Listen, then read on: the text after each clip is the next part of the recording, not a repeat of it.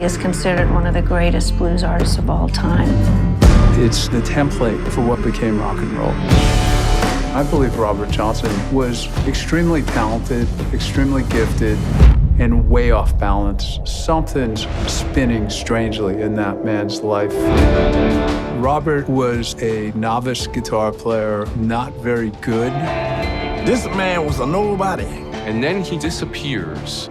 A year and a half later, he's doing things with the guitar that even his mentors can't do. How could Robert possibly have gotten that good that fast?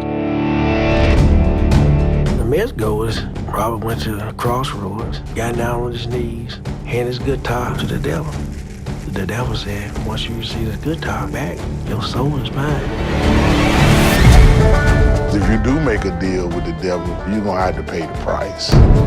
It ended up costing him, the bill coming due. He let his arrogance go too far. We all have to choose how much we can sacrifice in order to achieve greatness. Okay, there's this guy by the name of Jack White. He wrote that song, Seven Nation Army, that's played at like every football game and soccer game. Here's what he had to say about Robert Johnson's influence in music. I think Robert Johnson's really great to start with because it's really the best at every single thing altogether. I mean, it's a guitar playing, slide guitar, and singing and songwriting all together. I think as a package, he seems to be really great at everything. Because if you start with Robert Johnson, I think you can find your way, leading your way to other things, you know. In the 1980s, there was this new cable show called MTV, and one of the earliest popular bands that just skyrocketed into popularity was this band called ZZ Top, and they had a lot of famous songs with this album called Eliminator. And one of the famous songs was Sharp Dressed Band. And here's what the lead singer of ZZ Top, his name is Billy Gibbons, said about Robert Johnson. The songs. He played with such a unorthodox style, and it's so complicated that it has not been copied yet. You can cover his song well, but I don't think that anyone has successfully replayed or played with the Robert Johnson style. It's very interesting because it's been 55 years since it was. Okay, then there's this famous band called the Rolling Stones, and the lead guitar player, his name is Keith Richards. And here he talks about the musical genius of Robert Johnson and then demonstrates how he plays the guitar in the style of Robert Johnson. Done. If you know your music, right, he's playing, it's very much, there's a lot of mathematics involved.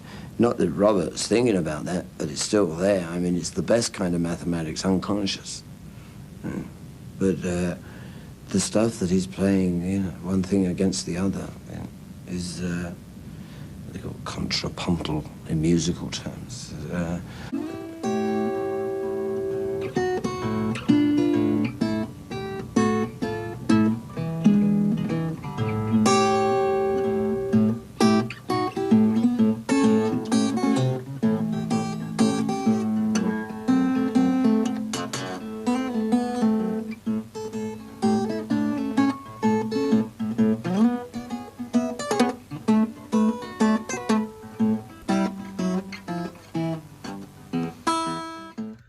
Okay, well, I discovered Robert Johnson through this famous rock and roll performer, superb guitarist by the name of Eric Clapton. I heard the song called Stones in My Passway, and I did, who in the world wrote that? And it just was like a chain that I just took it back to Robert Johnson and discovered him right there.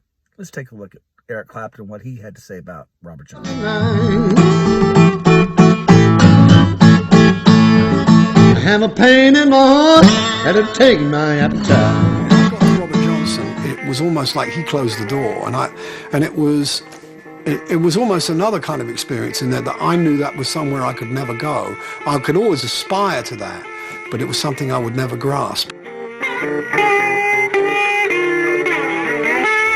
I don't know anyone yet that has managed to actually totally imitate anything he's ever done. It's beyond. So to me, he was like the thing to aspire to, and at the same time know that I could never get there.